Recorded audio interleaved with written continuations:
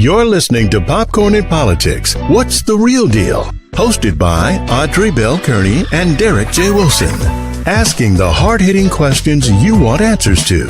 From political leaders and political hopefuls from around the world.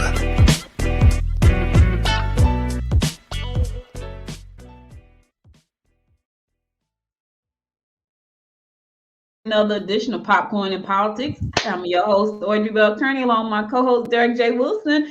Missed you guys last week. I know. Listen, I missed you. Did Derek hold it down for y'all last week when I was gone? Because I was at the airport. That's where I was. Ooh, it was a challenge. It was a struggle. It was a struggle. I mean, well, it was my first. It was my first time by myself, but I think we did well. Ty was a great uh, uh, guest, and so I mean, I think I did well. And we got her information out. That's all that matters. Giving our candidates the platform to get their information out. So, but yeah, it was a struggle. I was nervous. I'm glad you got through that because in May I'll be in Florida at a conference, so you're gonna have to hold it down again by yourself. Sorry. Just thought I'd let Oh, you know okay. real quick. Well, So thanks listen, for the guys, we got a heads great up. show planned for you today. As always, our guest today is Dr. Jason T. Hayes. He's running for Lieutenant Governor for the state of Georgia. But before we do get on with him and bring him on the stage, we got to talk about a couple of hot topics right now. And we're going to bring Jason on shortly so he can probably comment on some of these things too, because there's a lot going on. Qualifying is now over. So Derek always asks me this, Yes. right? He said, why we always got to talk about Herschel Walker? I said, because Herschel Walker is always doing something that make me want to talk about him, which is always. And so he said he's not debating anybody. Not only that, Derek, I got to talk about this part because I think it's some stinking chicken somewhere, some rotten chicken somewhere in Herschel's background. Herschel said he got a chicken company that employs 100 people, but according to the AJC, he only employ 8. So that's why. Listen, you asked me why I got to talk about him. That's why I got to talk about him. He say he employ 100, then the AJC says 8. So that's why, Derek. That is why. So anyway. Well, in other news, this was the week of qualify. I'm not going to talk about HW or anybody else on that side. So, but it was qualifying this week here in Georgia. Uh, because the Georgia primary is May 24th. For those of you guys who doesn't know, 'cause I know we have listeners all over the world, if not the country for sure. Uh, but qualifying was this week in the state of Georgia, and a lot of candidates qualified. Surprisingly, a lot of people did not qualify as well. I was surprised of people who was I thought was going to qualify did not qualify. But uh, one of the races that qualified, the candidates qualified, was the lieutenant governor race out here in Georgia. There's several of them that are qualified on both sides. Stacey Abrams qualified to run for governor again, so that's going to be exciting. Uh, Come general election, she doesn't have a primary opponent. Uh, the other side has several. And actually, I guess we can talk about it. Kemp has a challenge on his hand because Purdue is no small cookie. So Well, Kemp is dismissing him pretty much. He was like, you know what? I don't even care about Purdue. We gonna fight. We gonna worry about Stacey. That's pretty much what they're saying. Kemp is saying in in his camp. We don't care about Purdue. We got to focus on Stacey, which is pretty interesting. I don't know if that's a smart move, but that's not. I'm not worried about it. Whoever comes out, I believe that Stacey could beat him. So it's almost like the '90s Bulls going up against whomever. It's gonna be Pretty much. It's going to be a championship. That's the goal. Speaking on national news, I don't know if you saw this, but it said the census unaccounted Black, Hispanic, and Native Americans in 2020. What do you think about that one? I mean, it's not hard to believe. You know, they don't want to tell the truth. Yeah, I saw that this morning that they said that we were undercounted. You know, I don't I think part of it falls on us. We tend to have a problem trusting the government, rightfully. I was So about to say, and you wonder, you think, we really? yeah, so I think that that plays a part. Not just black people. Black people have their issue, their reasons. Hispanics have their reasons because one of the questions they ask. I don't know if they ask or not, but I know whether you're a citizen or not, you have to be you're supposed to be counted. And so uh maybe maybe a lot of them felt like if they answered the question, they could get deported. So I can see why that was undercounted. The Yeah. Native Americans, I don't know. But the interesting part about it is say while while the Black, Hispanic, and Native Americans was undercounted, white and Asian people was overcounted. Now, how is that possible? I can I don't understand know. how you can undercount, but how can you overcount? Did you replace some of them with some of them the agent did you replace some folks? How's that possible?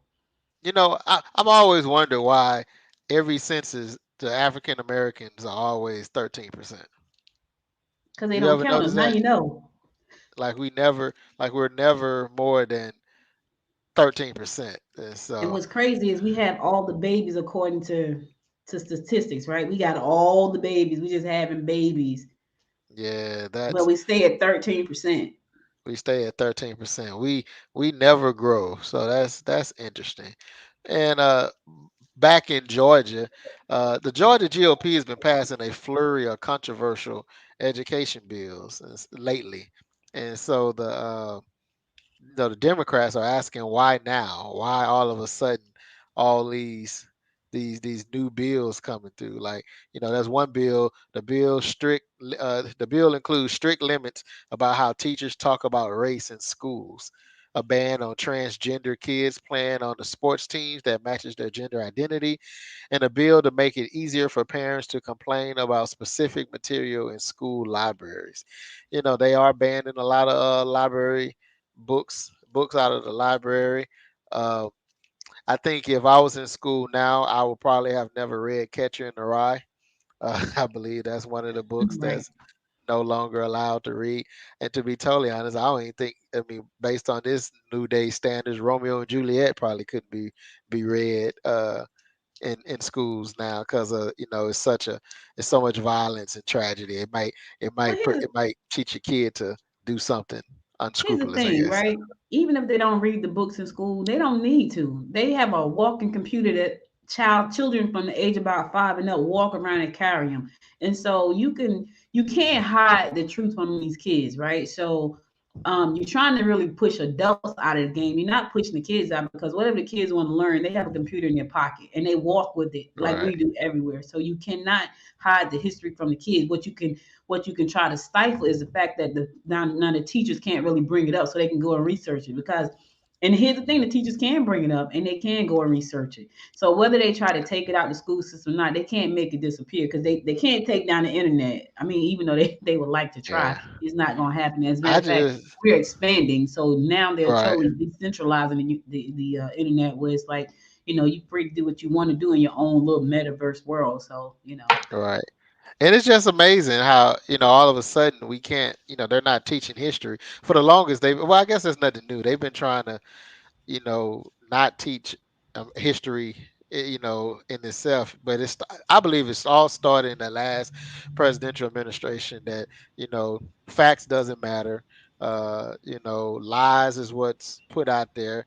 You had the first black housing secretary that said, his ancestors came over to America as indentured servants, which we all know that that's not true. Right. Uh, but education has been resonating all across the country. I mean, as we know, the Virginia governor, he ran a campaign for unmasking kids and banning critical race theory, and he won. Mm-hmm. So, so it's been I guess a campaign ploy that these Republicans have been putting out. Education, start making issues that doesn't exist, and I don't think there was ever a problem with the education as far as on what they're talking about. But I do see that that's a new angle that they're trying. Well, we can't win on voting because we're always because they're losing on voting. They can't. So education is now their next pillar where they're trying to jump on and make it an issue out of nothing. And I Make them think I feel think bad. I think that right. I think that, and I think one of the reasons for that is because people that would normally not vote for them don't want their kids, even though they may not feel the way history has portrayed them. They don't want their Right. kids to know that this is what it was. So they don't want their kids to go to school because I'm not like that. So why would I want my kids to know about that? So I'm gonna vote with this party because they're against it. So that you're right. That's a ploy. It is. But Yeah, it's a let's let, ploy. let's bring Dr. Hayes Yeah, in. let's I'm sure yes, he has Dr. some stuff Hayes to talk in. about. I don't want to keep him waiting because I know he's a busy man. He looked like he's Yeah, chilling today though. yeah. How y'all doing? All right. How Good. are Hello, you? hello. Welcome to the show. How are you? I have a lot of bad lighting, so I apologize. Oh it no, Okay, that's that's all fine. right. It But is thank it you is so it much is for definitely cold out here. I can tell by showing you. up, is. man. I I have feel to like have my I'm little back hat in on. Jersey. I went out yesterday. I was like, Lord have mercy. Am I in Jersey? Did I click my heels and go back to Jersey? Like, what is this? It was freezing yesterday. I was like, oh. It So Yeah. was, yeah.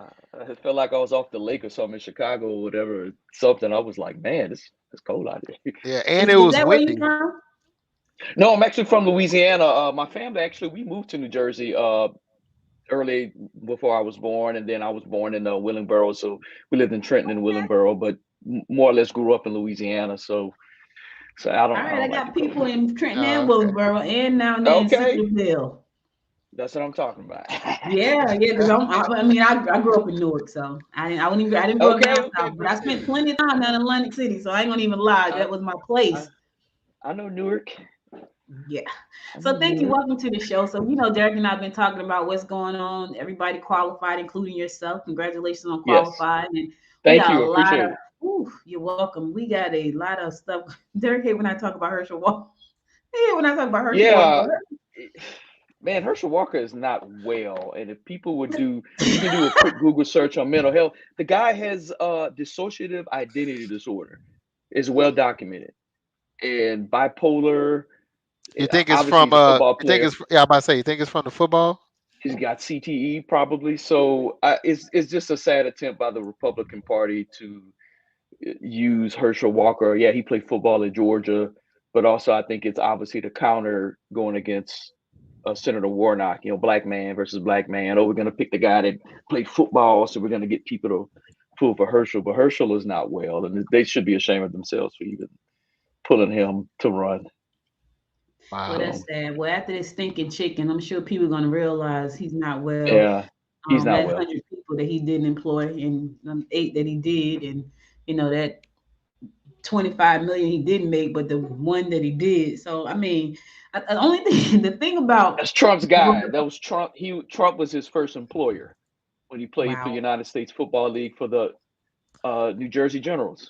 When he was He running back, he sure got Lord, did. drafted back in wow, 19 what 82, 83, 84, something like yeah. So that that's was before Trump's guy. my That's Trump's time, guy. Derek. Yeah, that's Trump's No guy. man, no ma'am. So You was a No, no, junior in no, Derek, high school. That was before my time. yeah, I was in elementary school doing something. I don't know. Yeah. Preschool. Right, I don't know. I was doing something. exactly, exactly. So you got your race at hand. How's it going? Yes, What you want to share with the people about what you're doing and why you're running? Because I know you're a busy person. Why add this to your plate? Well, first absolutely. introduce Well, yourself. yeah, absolutely. Well, Yeah. first, my name is first my name is Dr. Jason Hayes, Democratic candidate for Lieutenant Governor. So originally, I mentioned before, New Jersey, Louisiana. I grew up in Opelousas, Louisiana, a little small town, about 20, 25,000 large. Not that much different than a lot of the towns in the south of Georgia. And went to college in Xavier University in New Orleans. Great experience. Ended up studying chemistry pre-med, did a lot of volunteering, even did some violence prevention work as well. And then went to medical school in Meharry in Nashville, where I got a medical degree and also a master's in public health.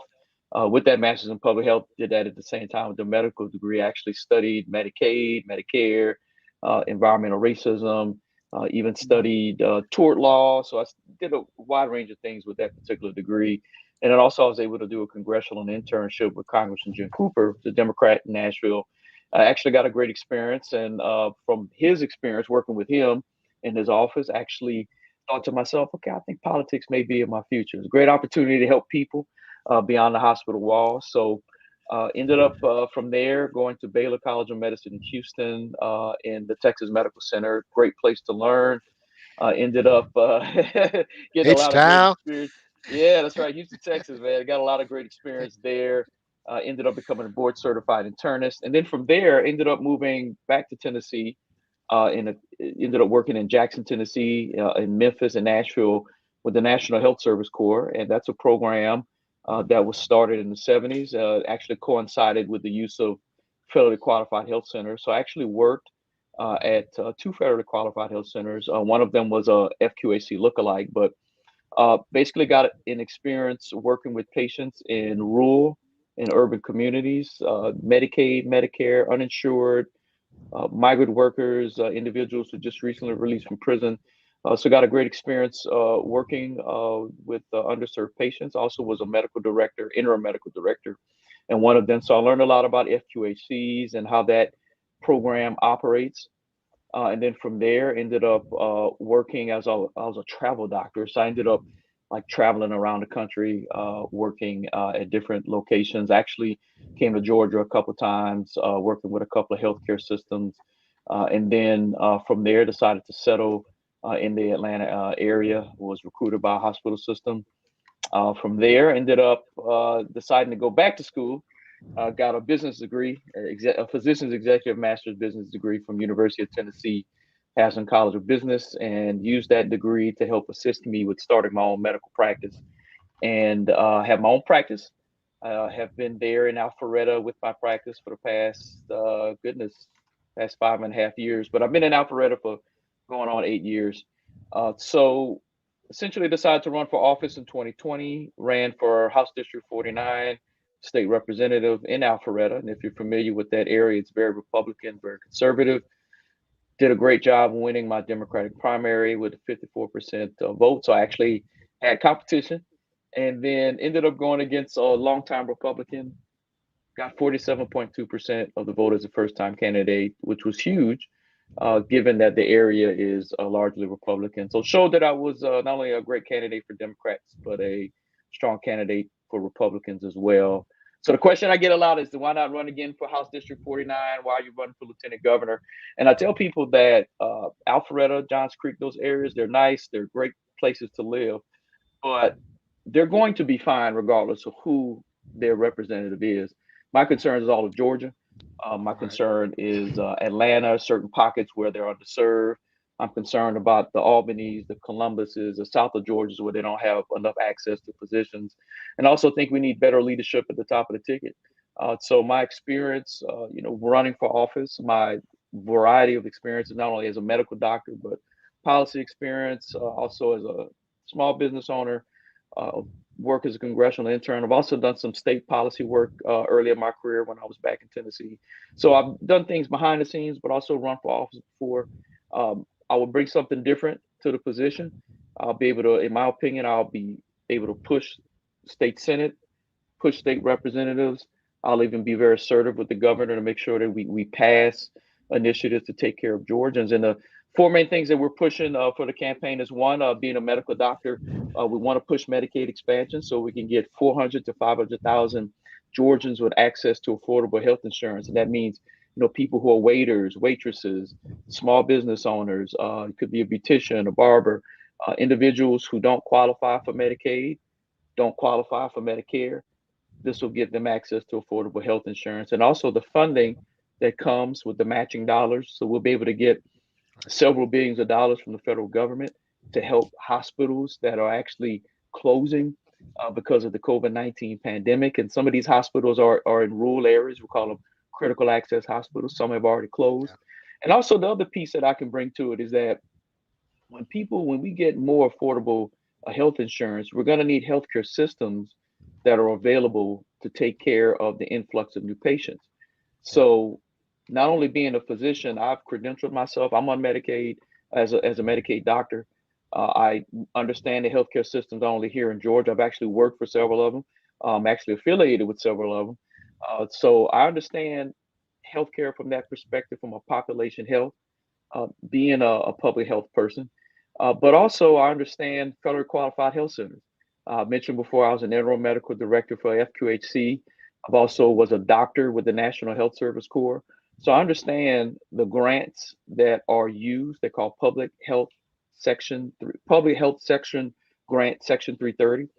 Those grants are used to actually get federally qualified healthcare centers to underserved areas. So when we talk about the 148 counties here in Georgia that are deemed medically underserved, especially many of them in the south of Georgia that don't have OBGYN, pediatrics, internal medicine doctors, we can use those fundings from the federal government to get these FQHCs there. So not only do we solve or help partially solve the issue of individuals getting health insurance, we can bring FQHCs, health clinics, to these areas that are underserved and recruit doctors there. So out of all the candidates, I'm the only one that has the expert opinion and expert experience to get this done. So that's the advantage for myself running for lieutenant governor. Number two, education is important. Both of my grandparents, paternal grandparents, were school teachers. So I've heard the stories from them about how education, it's hard, especially for teachers. So I'm definitely pro teacher, making sure that they get better support in the classroom. Resource officers, we need those available in the schools. We need clinical social workers to help the students deal with issues that they may be dealing with at home. But also, bullying is on the rise, especially with social media. Children don't get a break when they go from home. They still have to deal with the bullying online and social media. Right. So school teachers need support. They also need better pay as well. And also we need individuals who are interested in pushing the current curriculum. We have got to start bringing back trade opportunities for young people. A lot of young people don't want to go to college. So if they don't want to go to college, why not give them an opportunity to learn a trade, whether it's welding, learn automotives. You want to be a beautician, we need to give you the skill set for that. Home ec, we need to bring that back as well. So we couple that with bringing in business skills, teaching students about small business ownership, how to do a business plan, learn about personal finance. So students, whether if they want to go to college or not, have those skills. And if someone doesn't want to go to college, they can start their own business in their community, do some great things for their community as well. So that's the second thing. The third thing, I mentioned small business ownership.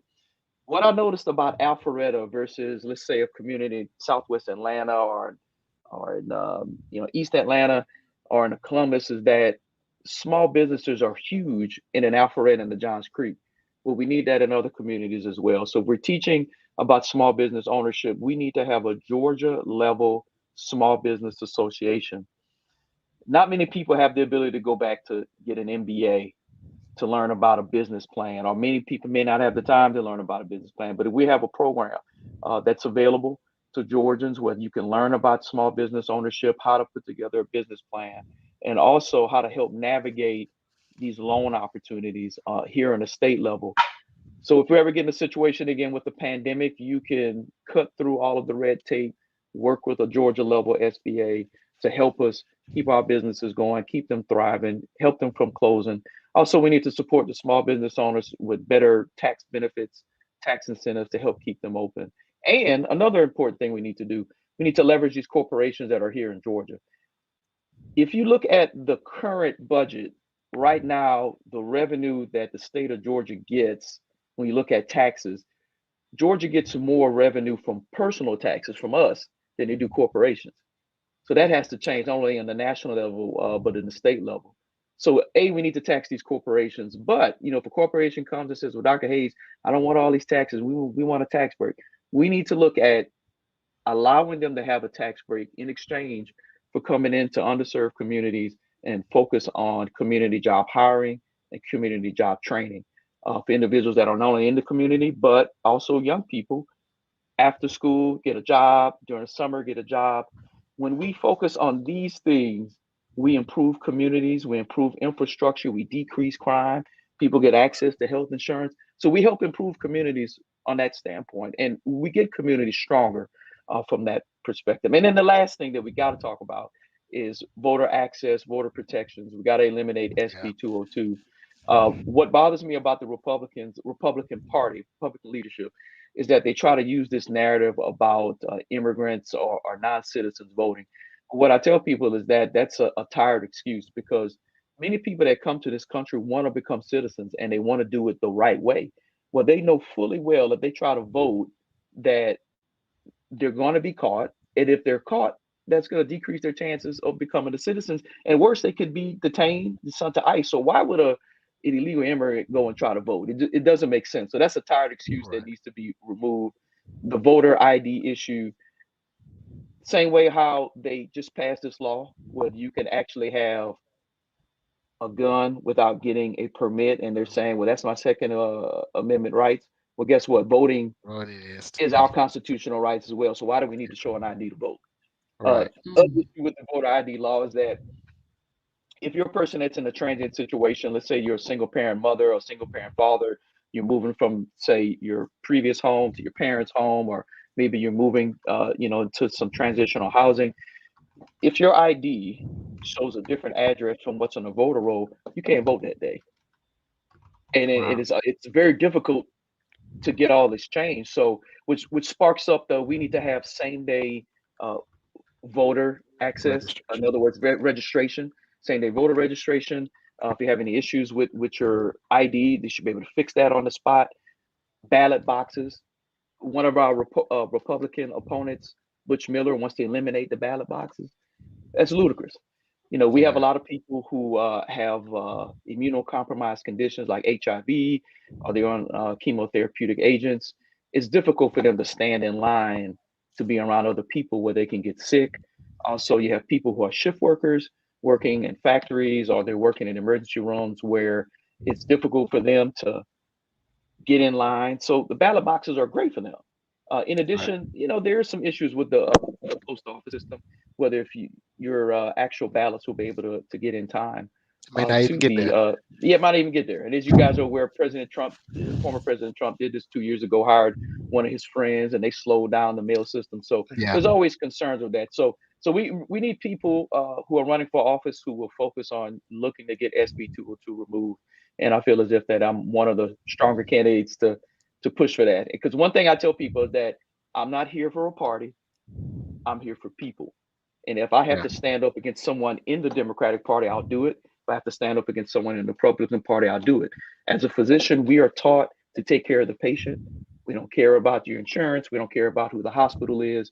We fight for patients. And that's the same response I would take here as being a lieutenant governor. Is I'll fight for people regardless of your background or your political affiliation. Wow, Go ahead, Derek, because I got a bunch of questions. Go ahead. Yeah, please do. I'm ready. Okay, well, I like questions.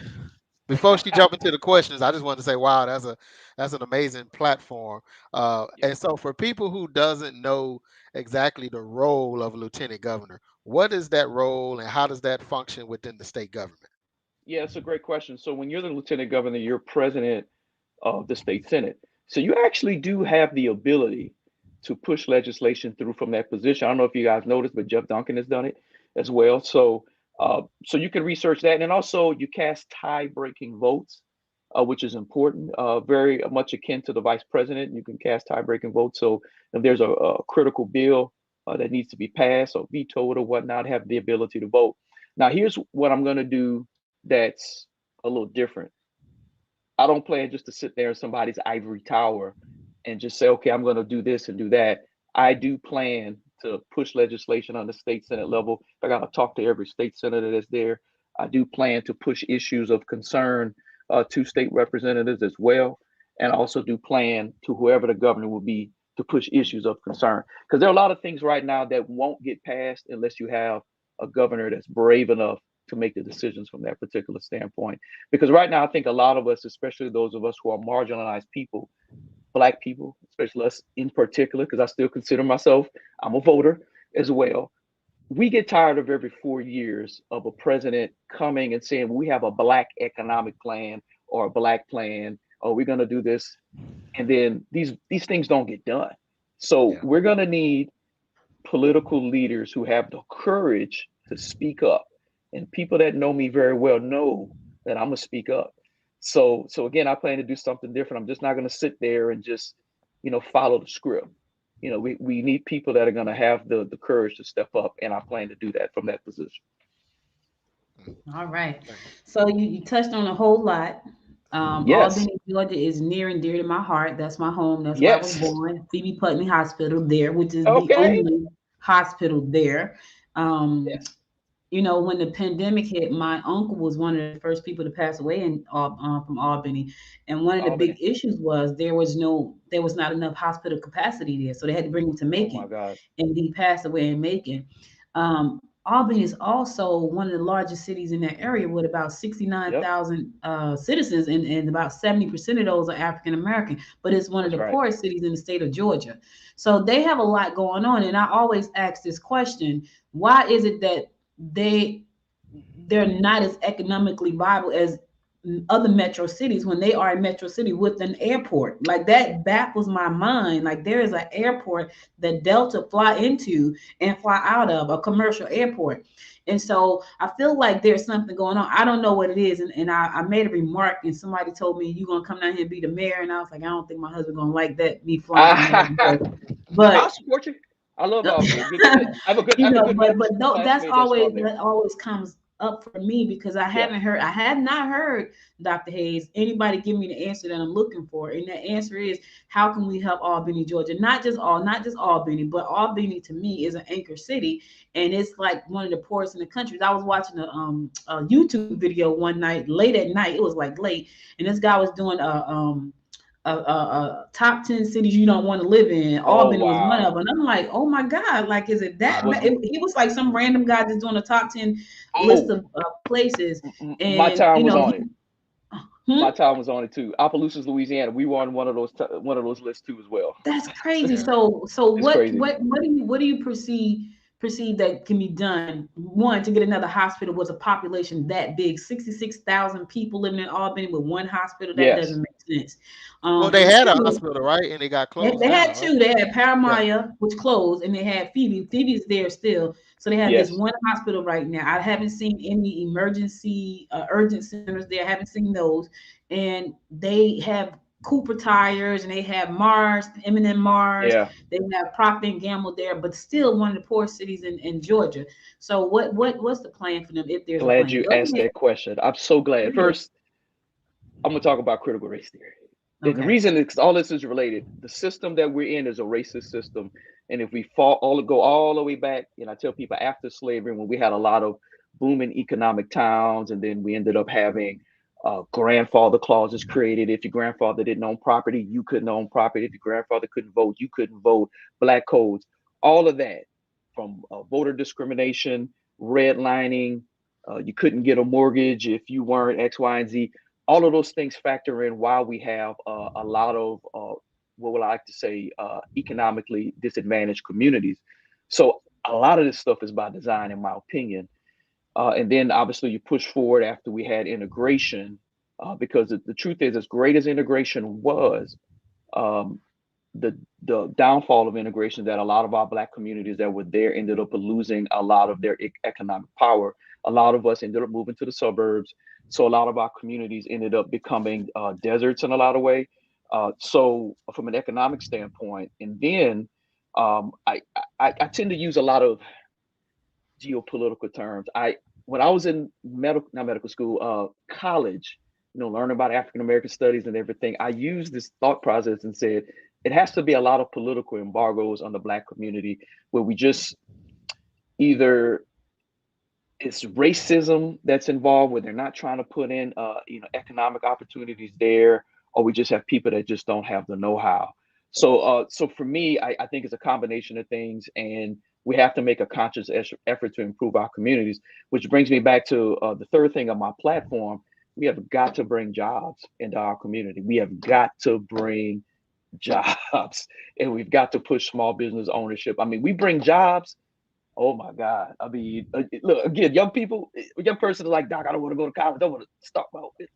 We bring some jobs in there. All of that stuff gets fixed. We got to empower our people on the ground from a community standpoint to take command of our communities. Police officers, we need people that look like us that are in those communities as well. You mentioned the hospital situation. I have a master's in public health, healthcare administration. That's a certificate of need issue. So on the state level, this is why the census is important. On the state level, if we can see the number of people in the community, and we look at the census tract, and they have to be a certain amount of we call full-time equivalents of medical personnel and doctors versus the amount of people. in a particular zip code, census tract and whatnot, that helps with your certificate of need. So it sounds like to me there needs to be another hospital there. And someone like myself, I understand how that process is. So we get a certificate of need set up, we can get a hospital system to come in there, put another hospital. But it's going to require, in my opinion, a multi-level operation from each community, each neighborhood, each community, each particular precinct district, and then the city working with the state and even the federal government in many ways to try to help improve that. And honestly, I would love to help get Albany where it needs to go. All right, because we need that. see, I think our communities, listen. we need that. You mentioned the airport. I didn't know that. And then the excited. airport Like, that you fly, my mom passed away last year I from love it. COVID as well, and so we're here in Metro Atlanta, but we, you know, our home is Albany, so we took it to Albany to be laid to rest. And all my friends flew in from Jersey, they flew into Albany, and people like, we didn't know they had an airport. They all flew, they bypassed Atlanta, flew directly into Albany from Jersey. That's so amazing. There's an airport there, a commercial airport there, and it has been there my entire life. They just redid like And there's a nice sized university there. Yeah, That's right. Albany State University is there as well, and it's right by Valdosta State. So now listen, you just said you want to help. Now I'm gonna go down there. I'm going to Albany, and I'm going to arrange for you to come to Albany. Please do. In Americas too. You didn't think I knew about that? That's right. In Americas, we used to go there. That was our Sunday trip. I knew, huh? that was our Sunday trip, y'all. We used to go to Americas. I still don't know what was in Americas for real, but my dad used to love to go to Americas on Sunday for some reason. I have no idea why, but anyway, I'm gonna go to Albany. I'm gonna arrange for you to come there and talk to my people about what we need to do to put Albany on the map. Because I go to Albany all the time, and I go down Pine Street, which is a beautiful street. And it's just like, where are the people? It's 70,000 people here in Albany. Why is downtown empty? It doesn't make sense to me. And I don't know why. I know that on the east side, there's no hospital at all. So if you live in East Albany, you have to come to the other side of Albany to get to the hospital. I need a hospital there. If you live about by 300, which is in the country, right? Which is about 30 minutes out, there's no hospital. They have to come in town to go to the hospital. So, and that's on the southwest side of Albany. So if you live in the other area, you got to come all the way over to get to the hospital. There's no hospital. There's so many opportunities, especially if we can prove, and just from listening to what you're saying, we can prove that there are healthcare disparities there. And also it's a medical underserved area, which I'm 99.9% positive that it is. But we can get FQHCs there. We can get hospitals there. We can work with some of these medical schools where they can actually, bring residents and students down there. Goodness, actually, there are ways to, with somebody, get a hospital there. You can actually even start a residency program. And what's interesting in that CMS, Centers for Medicaid and Medicare, they pay money for each residency slot. So that's revenue to the hospital that comes in there. And then here's the other thing too, since I got a business degree, you learn stuff called anchor tenants. So the airport, the hospital, I consider them anchor tenants for the area. Those are excellent draws for business. Right. Same thing with the airport. The airports, there's stipulations in there that you have to have a certain amount of minority business owners at the airport. Yeah. Great business opportunity, but that's why we got to teach that small business ownership. I mean, that like doing a business, like when I learned how to do a business plan, I sat back and said, "Oh my God, this is it. This is it." It is. If people are like, "Dr. Hayes is hard," it's like a book report. Yeah, I promise you, it's like a book report, and then it's fun. It's fun. It's awesome. That's why I'm pushing that small business aspect, and we got to protect small business owners as much as possible. I mean, it's just like I said, I have my own small business. I love it. I just love it. Yeah, it's a great. So I want everyone else to have that same feeling. You're gonna get an email from me now, Dr. Hayes. Please do. I'm excited. Okay. Excited. All right. Go ahead. So you mentioned earlier that there was 148 counties. Yes. In Georgia that are medically underserved. Could we have 159 counties. I was just about to say, could you let our audience know how many counties we have in Georgia? 159. I had to do my research, and I said, "Oh my God." Yeah. I said, "Wow." Yeah, and we have even south of Georgia. Like I said, we have some counties that don't even have OBGYN, pediatrics. You got to go, like how you said, you got to go to a whole other city. Wow. You got to go to Macon or Augusta or Savannah. That's crazy. And I'm not a mathematician, but that's about 80%. something like that. That's right. That's Yeah. right. Absolutely. 85. Good Lord. That's a I didn't lot. know it was That's a that lot. bad. Now, and you know, so It's here's my bad. question.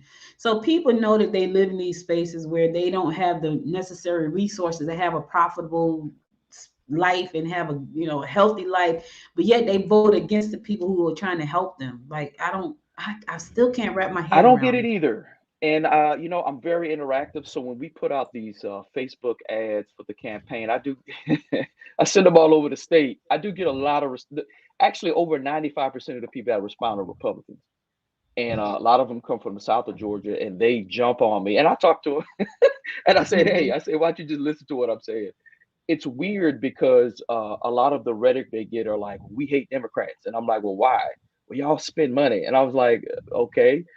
And it's almost like the people who are responding, they're just as poor as they're white, but they're just as poor as black people, and they push this rhetoric of only black people on a public assistance, black We know people don't that's want to not. work, which Yeah. is not true, you Right. know.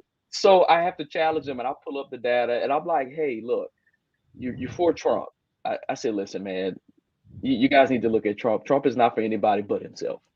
He just wants Mhm. your vote.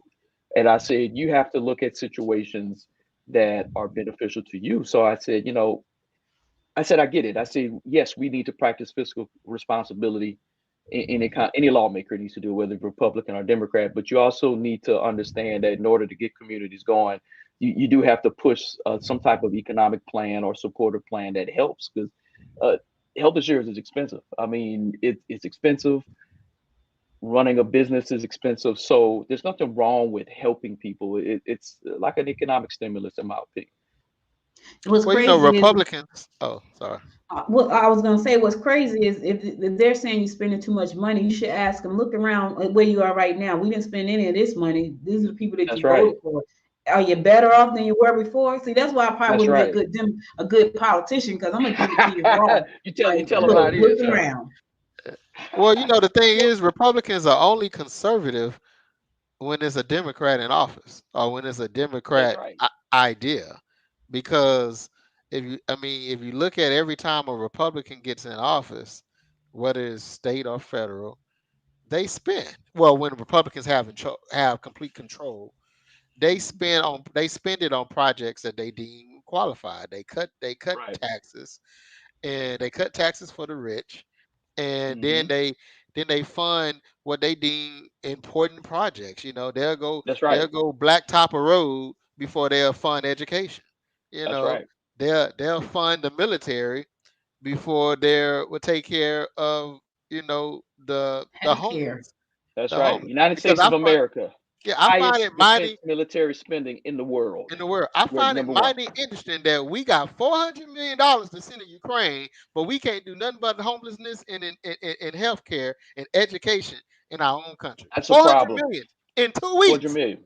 In two That's weeks. a problem. In That's a 2 weeks, problem. he sent two separate $200 million packages And to I think Ukraine. part of the reason is because we have some interest, obviously interest over there in Ukraine, We have we have and we have tons of interest right here in our own country, yeah, our own yeah, and backyard. that's right. And here's the other thing is that without it's just terrible in my opinion. Now, again, I mentioned the issue with the Black Plan, the Black Economic Plan. Our votes get taken for granted. It Yeah. just be honest and stuff like that. So we just need real politicians that'll come in and focus on that. I mean, just like you mentioned with Ukraine. I mean, they gave Wall Street this bailout, and they're giving everyone else bailouts, but they don't want to help your own people here. So that's Yeah, an issue and it's stuff like that. it's amazing. Well, It is. I heard you mention Houston, so I'm originally from, I can finally jump in and say where I'm from. See, Yeah. everybody from Louisiana and Jersey and Albany. I'm from Houston, Texas. What Albany. H- part? What part? Albany. I'm from South Park, MLK and 610. Oh yeah, I That's know that. I know yeah, South Park. you MLK. I probably got some family grew up in Third Ward. okay, Third I know Ward. all that back there. I know All right. Sunnyside, Sunnyside. Okay, Sunnyside right Clover, next to South Park. What you know about Timmy Chan? Cloverland.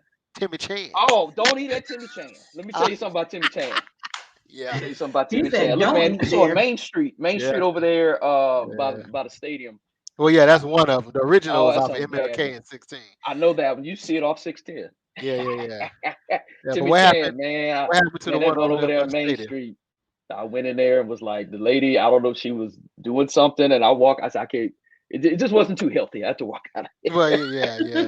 Timmy You know. Chan, man. But then, yeah, when you say Timmy Chan, I say, yeah, you did some time in Houston. You know what you know about Timmy Chan. Yeah. Timmy Chan, Burger Park, yeah, Champs Yeah, Burger, yeah, they got some Chance real Burger. good. What's the other Yeah. one? Whataburger too. Oh, Whataburger. I You think. know, quick story. I met my wife at Whataburger.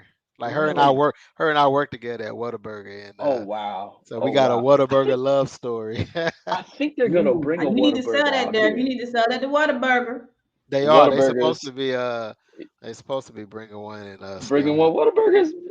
Pretty good, man. Yeah. You know, you get the little burgers and you can taste the mustard on it. And, Yeah. I don't like mustard, but yeah. oh, you know, Nope. fries and everything.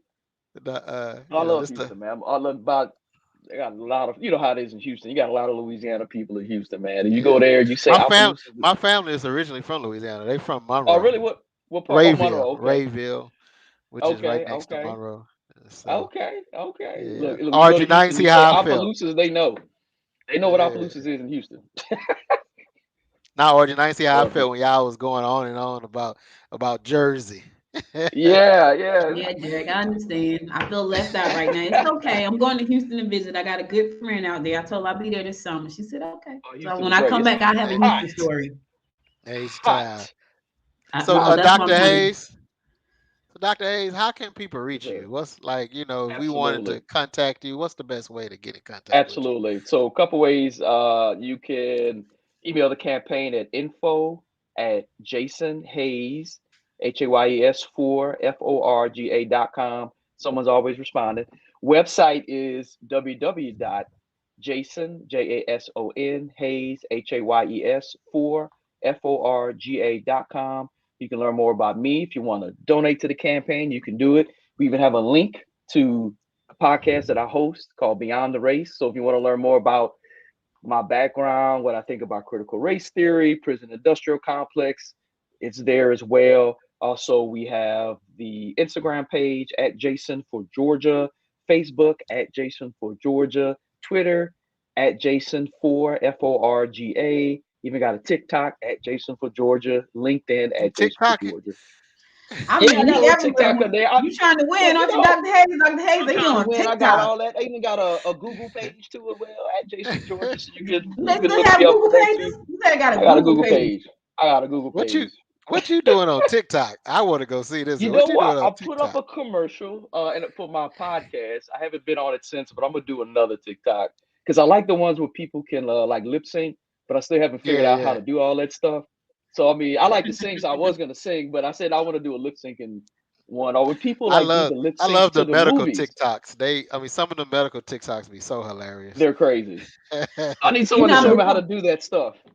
Lord, before we wrap up, I want to, because I meant Yes. to touch on this a minute ago. So, is there a plan to have a tech initiative as a part of your platform moving forward? Because I know that there is some amazing technology coming out, and you're a doctor. Like I saw somebody do a practice surgery in virtual reality where the heart was Oh beating, and they wow. actually did a surgery, and I was like, that is freaking amazing. So I know that's where we're going, and I don't know if you've even thought about it. I always stump the guest with this question because I'm on the other side listening and researching all this stuff. But the Yeah. technology that's coming out right now that's going to help change a lot of way, like a lot of way we learn. Like you said, we need to get people back into like the vocational technical Yes. opportunities for students, right? My husband works Yes. in pharmaceutical, and we've always talked about having a pharmaceutical school. It's just a matter of trying to find the time. But now with new technology, Oh we my can show goodness. you how to blend a medicine in virtual reality. They're doing Oh my goodness. operations in virtual reality. So I don't know if you've thought about it, but is there a tech initiative that's a part of your platform moving forward, or maybe you didn't think about Yes. Well, one thing that we definitely need to do is make sure that everyone has access to the internet. I know that was one of the it? concerns a lot of teachers. Well, when I've spoken with them, saying that how can I get my plan out if I have a child that is in a rural area or an underserved community where they don't have access to internet. So that's one thing that we need to definitely look at, definitely get done. And sure you guys heard Elon Musk and all that. They have these things called satellite trains in the sky. You can actually get internet from satellites now. So something here in Georgia we definitely need to push for. And then as far as other tech initiatives, definitely one thing that the pandemic taught us is that virtual reality. I mean, using the Zoom. I mean, that is something huge that I think we should probably still continue to use. For the conceivable future, and then even making sure that if you're a small business owner or a large business, can you continue to use the Zoom and the technology to keep your non-essential workers home?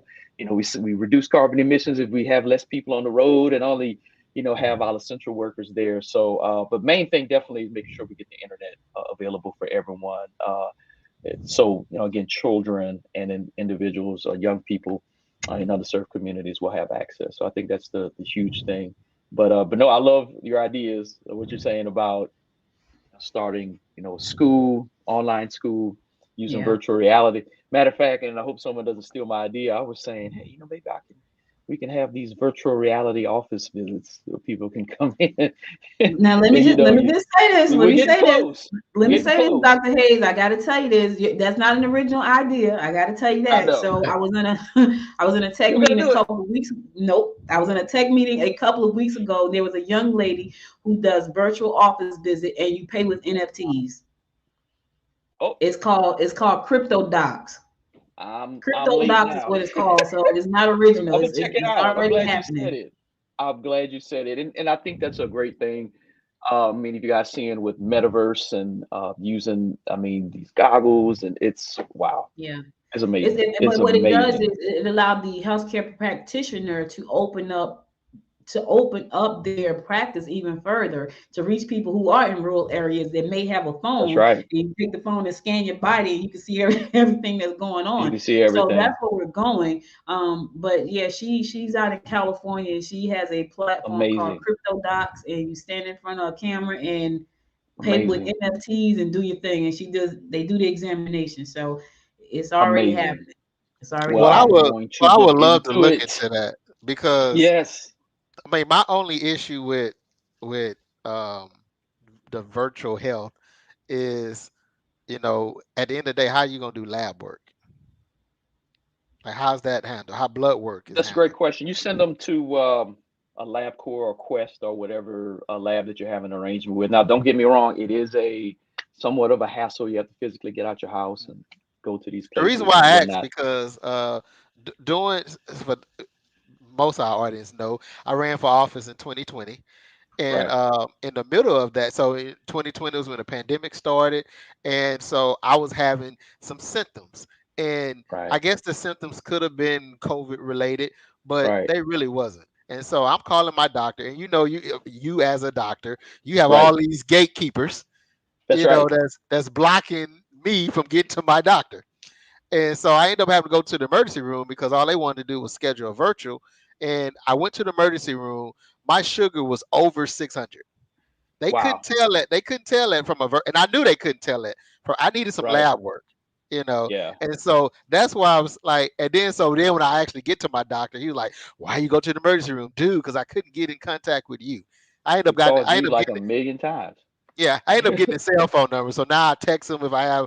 But that was, and so I will be the person that's going to be the devil's advocate here and say virtual health would be a great idea, but how would that help in situations where you can't look at it and say, "Oh, that's an issue," versus that you need to do some lab work? Because my situation would have been a waste of time, waste of copay, for you to tell me to come in for another copay. Right. I don't think we're there it's a balance. Yeah, it's a balance. Because I don't think we're there yet. I think we're going to get there to the point where, just like you take a finger stick at home to test your sugar right now, you don't need to go to a doctor for that, but you need to know that you need to test. That's the thing. So if you don't know you need to test, you're not testing for that. That's right. But I think that we're going to get there one day soon where, you can have these things in your house with this technology that you can do these type of things and know I'm not feeling well. It's already here. Okay, there you go, Derek. I actually have with the electronic medical records I have, there is we have these. It's called a marketplace, so you can go to and get these apps that can connect to your EMR. We actually can do remote patient monitoring. So blood Okay. pressures. I'm gonna double check on the blood sugar one. I'm like And mind 80% you, I sure they didn't have it know. for blood I didn't pressure. know that I was a diabetic. So this was Oh like wow, new. It's not like I was a diabetic and I'm doing this is all of a sudden I'm not feeling well. And I just visit the doctor. So this is May. I just visit my wow, doctor in February.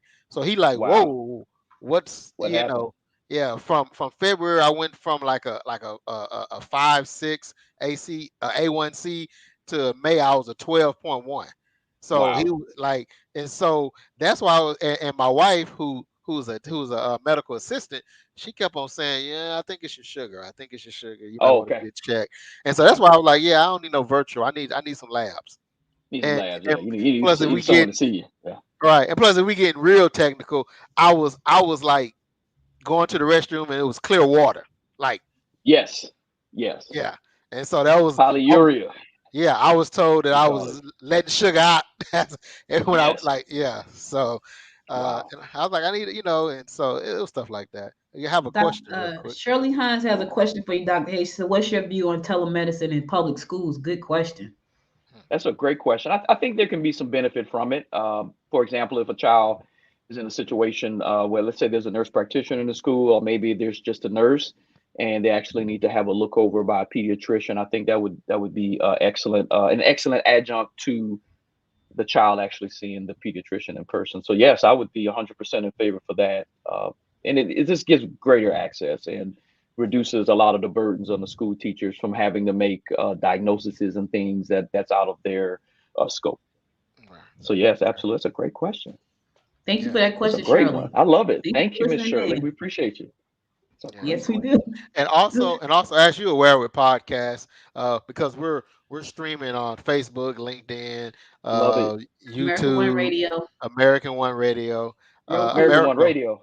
yeah, I haven't been Yes. America on One that. Radio, and so, Amazing. but unlike the radio, the other platforms, people are able to leave questions, and That's so amazing. I asked that just over, the next couple of days, weeks, you come back and look at our different platforms and see if there are any questions Absolutely. and answer those questions, because we Absolutely. do have, Absolutely. because people listening and watch anytime, you know how that works, and so. Absolutely.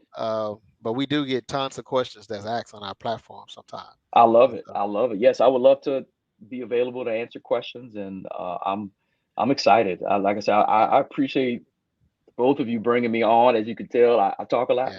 yeah, yeah, I oh like yeah, So to do talk. I. I love questions, so I'm definitely excited.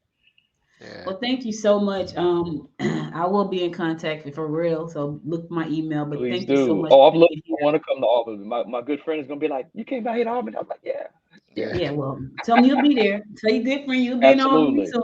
And But I'm gonna that take you lady to who's gonna Americans bring me to too. Albany, I'm gonna reach out to my aunt. So my aunt is a pastor there, and so I'm gonna Oh, reach great, out to her.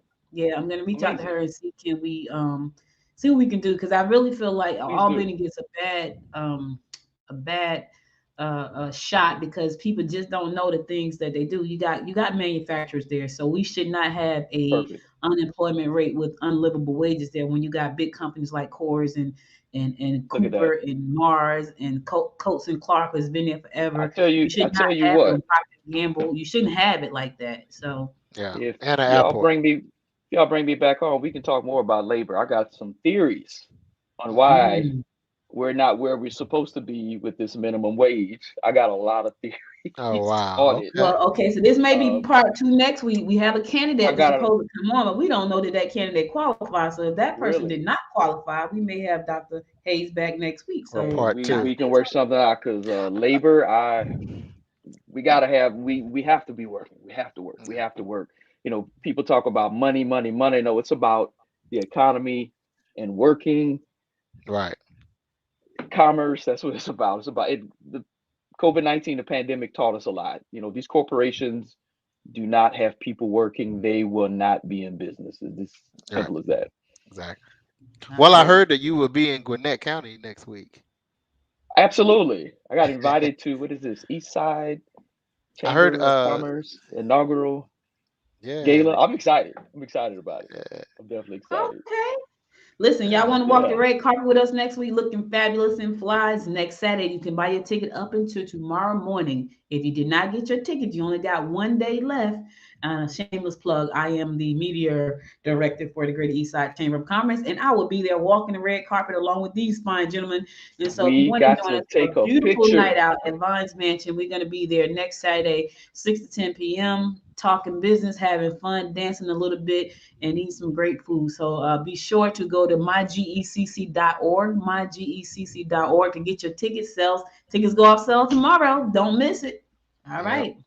Shameless plug. I'm excited. Thank you again, sir. I look forward to talking to you. Thank you so much. I appreciate all. I look forward to meeting in person. We're going to have a good time next week. Yes. Great time. So if we don't have a guest next week, I'll let you know real soon. So you can see if you can get it on your calendar. Come back on. Look, if you want to even deep dive into some of these other topics, we can do that too. If you want to talk about prison industrial complex, critical race theory, we could talk about whatever. Oh, wow. You want to talk about. Got it. Yeah. All right. Absolutely. Well, thank you so much. Thank you so much. I appreciate you allowing me to have a platform. This is exciting, and I appreciate the work that you're doing as well. You're very welcome. Thank you.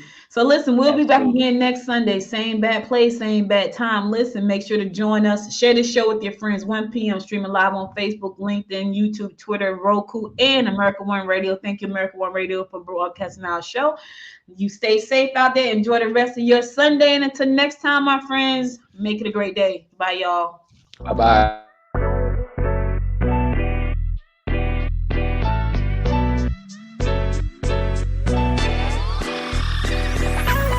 You've been listening to Popcorn in Politics. What's the Real Deal? Hosted by Audrey Bell Kearney and Derek J. Wilson. Be sure to subscribe to the show and share it with your family and friends. To support the show, visit us on the web at www.popcorninpolitics.com. Connect with us on Facebook at Progressive Popcorn and on Instagram at Popcorn Politics Podcast.